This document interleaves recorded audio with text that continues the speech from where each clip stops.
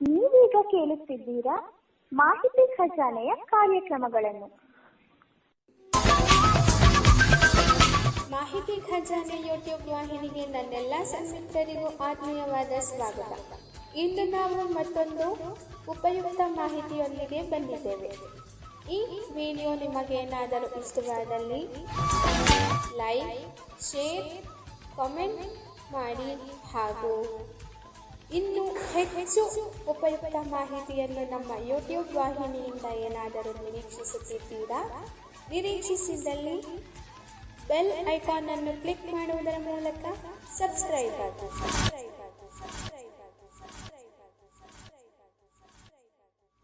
ನುಡಿ ಬೆಳಗು. ದುಡ್ಡಿನ ಅಹಂಕಾರ. ಬಡ ಹುಡುಗಿಯೊಬ್ಬಳು ದೊಡ್ಡ ಸಾಹುಕಾರನ ಮನೆಗೆ ಮದುವೆಯಾಗಿ ಹೋಗುತ್ತಾಳೆ.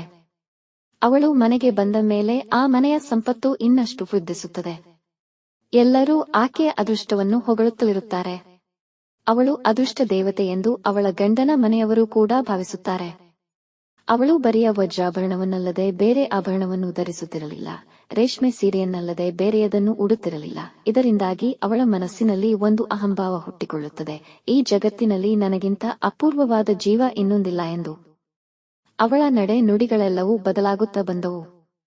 ಅವಳ ಸ್ನೇಹಿತೆಯೊಬ್ಬಳು ಒಂದು ದಿನ ಅಚಾನಕ್ ಆಗಿ ಭೇಟಿಯಾದಳು. ತನ್ನ ಜೊತೆಯವಳು ಇಷ್ಟು ಎತ್ತರಕ್ಕೆ ಬೆಳೆದದ್ದು ಅವಳಿಗೆ ತುಂಬಾ ಸಂತಸ ತಂದಿತ್ತು. ಆದರೆ ಶ್ರೀಮಂತೆಯಾಗಿದ್ದ ಹುಡುಗಿಗೆ ಬಡವಳಾದ ತನ್ನ ಸ್ನೇಹಿತೆಯ ಮೇಲೆ ತಾತ್ಸಾರ. ತನ್ನ ಮಟ್ಟ ಎಂಥದ್ದು ಎಂದು ಜಂಬದಿಂದ ಹೇಳಿಕೊಳ್ಳತೊಡಗಿದ್ದಳು.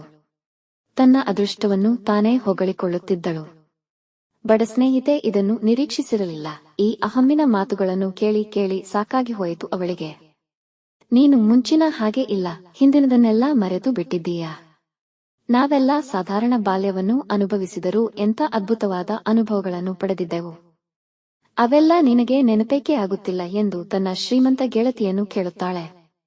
ಅದಕ್ಕೆ ಶ್ರೀಮಂತೆ ನಗುತ್ತಾ, ನನಗದರ ಅಗತ್ಯ ಇಲ್ಲ, ಈಗ ನನ್ನ ಬಳಿ ಇರುವ ಎಲ್ಲವೂ ಅಸಾಧಾರಣವಾದದ್ದು ಎಂದು ನಗುತ್ತಾ, ನೋಡು, ಈ ಹಾರದ ಬೆಲೆ ಕೋಟಿಗಳಲ್ಲಿದೆ, ನೀನು ಊಹೆ ಮಾಡಲಾರೆ ಎನ್ನುತ್ತಾಳೆ.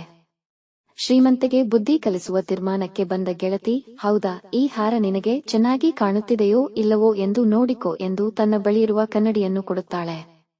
ಜಂಬದಿಂದ, ಅಷ್ಟು ಹಣ ಕೊಟ್ಟ ಹಾರ ಚೆನ್ನಾಗಿಲ್ಲದೆ ಏನಾಗಿರುತ್ತದೆ ಎನ್ನುತ್ತಾ ಕನ್ನಡಿಯಲ್ಲಿ ನೋಡಿಕೊಳ್ಳುವ ಶ್ರೀಮಂತೆಯನ್ನು ಕೇಳುತ್ತಾಳೆ, ಈ ಕನ್ನಡಿಯ ಬೆಲೆ ಎಷ್ಟು ಗೊತ್ತಾ? ಅದಕ್ಕೆ ಶ್ರೀಮಂತೆ, ಹಾ, ಮಹಾ, ಎಷ್ಟಿದ್ದೀತು ಅಬ್ಬಬ್ಬಾ ಎಂದರೆ 100 ರೂಪಾಯಿ ಎನ್ನುತ್ತಾಳೆ. ಅದಕ್ಕೆ ಬಡ ಸ್ನೇಹಿತೆ ನಗುತ್ತಾ, ಇಲ್ಲ, ಬರಿಯ 20 ರೂಪಾಯಿ, ಜಾತ್ರೆಯಲ್ಲಿ ಕೊಂಡಿದ್ದು ಎನ್ನುತ್ತಾಳೆ. ಆ ಮಾತನ್ನು ಕೇಳುತ್ತಾ ತಾತ್ಸಾರದಿಂದ ಓ ಎನ್ನುತ್ತಾಳೆ ಶ್ರೀಮಂತೆ.